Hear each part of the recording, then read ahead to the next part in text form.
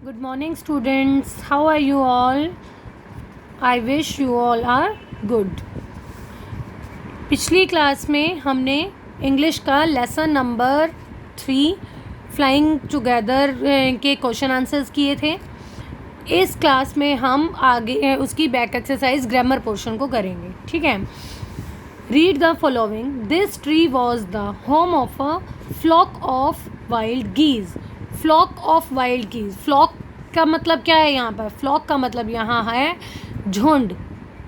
जब कोई कुछ एनिमल्स, बर्ड्स या ह्यूमंस कोई भी इकट्ठा या कोई वस्तु इकट्ठी होती है तो उनके लिए झुंड जो शब्द है, हिंदी में तो हम झुंड बोल देते हैं, लेकिन इंग्लिश में उस झुंड को रिप्रेजेंट करने के लिए अलग अलग वर्ड्स होते हैं. हर चीज़ के लिए, हर वस्तु के लिए, हर ये एनिमल्स के लिए, बर्ड्स के लिए, ह्यूमंस के लिए अलग अलग वर्ड्स होते हैं. यहाँ पर हमें कुछ वर्ड्स दिए गए हैं और कुछ सेंटेंसेस दिए गए हैं. हमें इन्हें उस दिए गए सेंटेंस के अकॉर्डिंग यहाँ पर हमें फिल करना है. The dash of players is trying hard to win the game. Players की क्या होती है? प्लेयर्स की क्या होती है? टीम.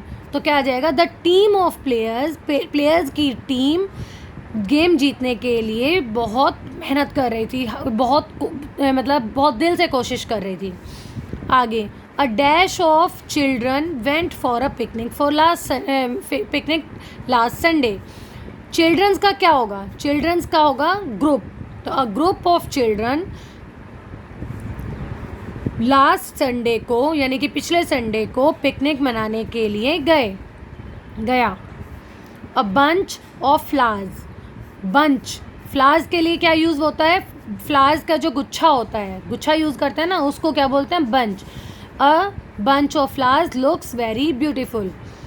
के फूलों का एक गुच्छा बहुत सुंदर दिखाई दे रहा है या दिखाई देता है.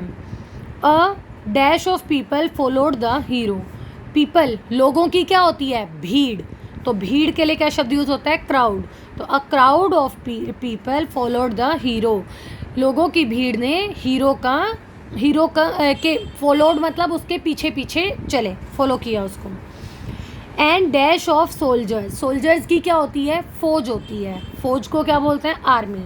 तो an army of soldiers marched to the Rajpath on the Republic Day. कि सोल्जर्स की जो आर्मी है उन्होंने राजपथ पर रिपब्लिक डे वाले दिन मार्च किया. अ डैश ऑफ बफेलो.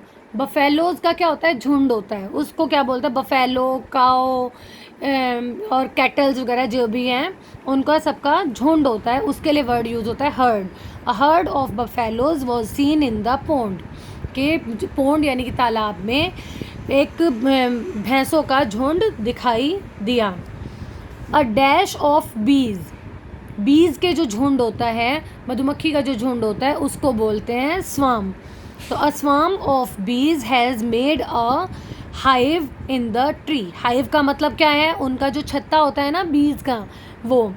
तो यहाँ पर क्या आएगा? Herd of buffaloes, sorry, a swarm of bees has made a hive in the tree.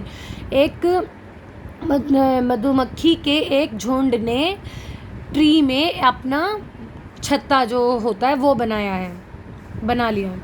A dash of books. Books के लिए, बुक्स के जो झुंड होता है उसके लिए हम यूज़ कर सकते हैं word pack.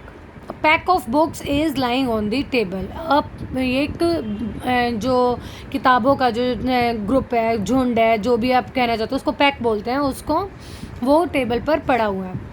The wood cutter asked his sons to bring a dash of sticks. Sticks का जब हम इकट्ठी करके जो झुंड बनाते हैं, मतलब इकट्ठी करके जब हम अगर उसको गांठ लगा दी तो वो क्या बन जाता है? बंडल. तो द वुड कटर यानी कि लकड़हारा.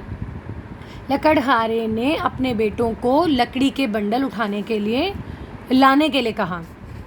अ डैश ऑफ एंट्स. एंट्स के जो झुंड होता है उसको बोला जाता है colony. A colony of ants is the place where ants live. यानी कि जो एंट्स जहाँ पर रहती हैं, जहाँ पर हमेशा एंट्स कभी भी अकेली नहीं रहती, वो हमेशा झुंड में रहती है. तो जो झुंड में वो रहती हैं उसको क्या बोला जाता है? कॉलोनी बोला जाता है. अब हम आ जाते हैं नेक्स्ट पेज पर. हाँ, इसमें क्या है, write new words from the following words by removing the first letter in each case. ठीक है, हर उसमें हमें पहला अल्फ़ाबेट हटाना है और उसके बाद नया वर्ड निकालना है। जैसे स्मॉल, स्मॉल में से हमने एस को निकाला तो बन गया मॉल। मॉल आपको पता है एक जगह होती है। और मॉल में से भी हमने एम को निकाल दिया तो क्या बन गया, ऑल। ऑल मतलब सभी। ऐसे ही प्राइस, प्राइस में से पी को निकाला, नया वर्ड बना राइस। राइस मतलब चावल। राइस में से आर को निकाल दिया तो बन गया आइस। आइस मतलब बर्फ। स्टेबल, स्टेबल में से एस निकाला बन गया टेबल। टेबल में से एल टी निकाला गया तो बन गया एबल। एबल मतलब कोई काम करने लायक होना, मतलब एबल यानी कि किसी काम को करने के लायक हैं या नहीं है, एबल हैं या नहीं है। स्टोन, स्टोन में से एस को निकाला बन गया टोन। टोन जैसे हम बात करने के लिए, बात करते वक्त जो हमारा जो आवाज़ है ऊंची होती है नीची होती है तो वो हमारी आवाज़ की टोन होती है। ऐसे ही किसी का रंग सांवला होता है, किसी का गोरा होता है तो वो उसकी स्किन की टोन होती है। ठीक है, ऐसे ही टोन में से हमने टी निकाल दिया तो बन गया वन। वन सबको पता है, वन यानी कि एक। ब्लिंक, ब्लिंक मतलब जैसे कोई चीज़ एकदम से चमकती है और रुकती है, चमकती है रुकती है, वो चीज़। इसमें से मैंने बी हटा दिया तो लिंक। लिंक में से मैंने एल को हटा दिया तो इंक। ठीक है, ऐसे ही चेयर, चेयर में से मैंने सी को हटाया तो हेयर। हेयर सबको पता है बाल। हेयर में से मैंने एच को हटाया तो एयर यानी कि हवा। ऐसे ही स्ट्रेन, स्ट्रेन में से मैंने एस को हटाया तो ट्रेन। ट्रेन में से टी को हटाया तो रेन। रेन मतलब बारिश। चीट, चीट में से मैंने सी हटाया हीट। हीट मतलब गर्मी। हीट में से मैंने एच को हटाया तो ईट। ईट मतलब खाना। तो इस तरीके से हम वर्ड्स में से अल्फ़ाबेट्स को हटाकर नए वर्ड्स बनाना सीखा है हमने यहाँ पर। आगे है pick out words from the lesson which are opposite in meaning to the following words. हमने चैप्टर रीड किया है, यहाँ मैंने आपको करके दिखा दिया है, लेकिन ये करना आपको अपने आप था। ठीक है, इसमें आपको वर्ड्स के अपोजिट मीनिंग ढूंढने हैं। डोमेस्टिक, डोमेस्टिक का मतलब होता है घरेलू, तो इसका उल्टा क्या हो जाएगा, वाइल्ड यानी कि जंगली। अलाइव यानी कि जिंदा। अलाइव का उल्टा डेड, मरा हुआ।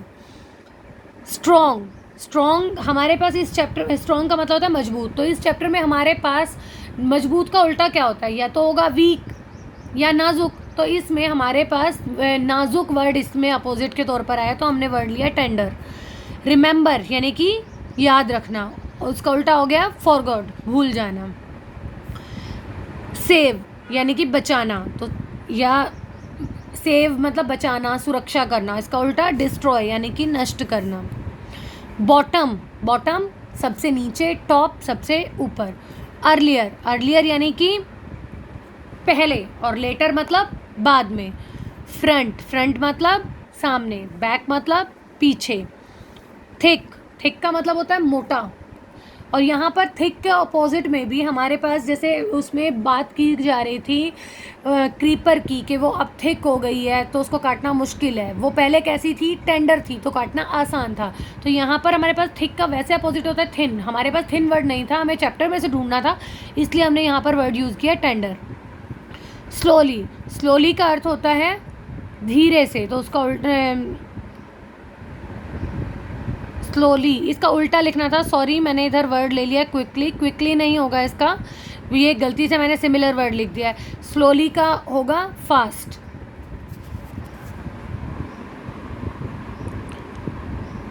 आगे बच्चों, आगे जो दिया गया है वो हमें प्रेपोजिशन यूज़ करना बताया गया है।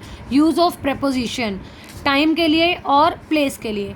ये वैसे हम पिछली क्लास में भी कर चुके हैं, तो अब मैं आज के लिए आपका होमवर्क दे रही हूँ कि आपको इन प्रेपोजिशंस को रीड करना है। कहाँ पर एट आता है, कहाँ पर ऑन आता है, कहाँ पर इन आता है, ये हमने पिछली क्लास में प्रेपोजिशंस में किया है। आप एक बार रीड करना इसे, और उसके बाद हम अगली क्लास में यानी कि मंडे को इसको डिस्कस करेंगे। ठीक है बच्चों, आज के लिए इतना ही। बाय।